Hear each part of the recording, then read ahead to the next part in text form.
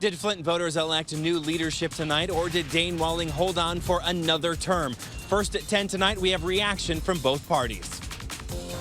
The state Senate approved a new bill to fund much-needed repairs to our crumbling roads, but will it survive the House? It was a day of record-breaking warmth across mid-Michigan and a day where, for the most part, you could get away without a jacket going outdoors. We'll let you know if that'll continue coming up in the full forecast. You're watching WNEM-TV5 News at 10, Mid-Michigan's original hour-long 10 p.m. news. Thanks for tuning in to WNEM-TV5 News at 10 on My5 and streaming on WNEM.com. I'm Meg McLeod.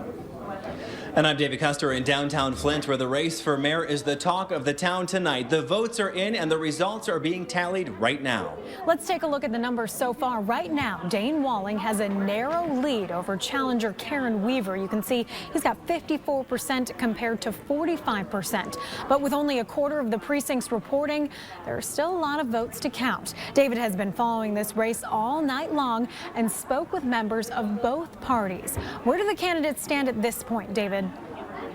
You know, Meg, there are a lot of nerves right now from both of these camps. You know, this was predicted to be a very tight race, and it is proving that it is one tonight. Karen Weaver campaigning on a promise of change and capitalizing on the water crisis and the leadership that was in place during this crisis. Walling focusing on Weaver's inexperience and highlighting his work to get Flint back on the Detroit water system. Well, tonight's Walling staff is packing in here at Tom Z's Coney Island to watch the numbers come in. Walling spent his day going door to door in city neighborhoods. Walling facing some tough critics with the current water crisis in Flint that has put a national and negative spotlight on the city. Dr. Karen Weaver capitalizing on just that, using those concerns on how the water situation was handled as a platform for her campaign, saying it was time for change. Weaver holding her watch party at Raspberries in downtown Flint. Now, I caught up with both candidates about their first order of business if elected or re-elected and how they were feeling tonight. First order of business, what I talked about was meeting with the congressional delegation to try to get Flint declared a disaster area. I want some federal funds to help us with this water issue. We've been out going door to door. I've been at polls greeting voters, and the response has been positive. They know my record.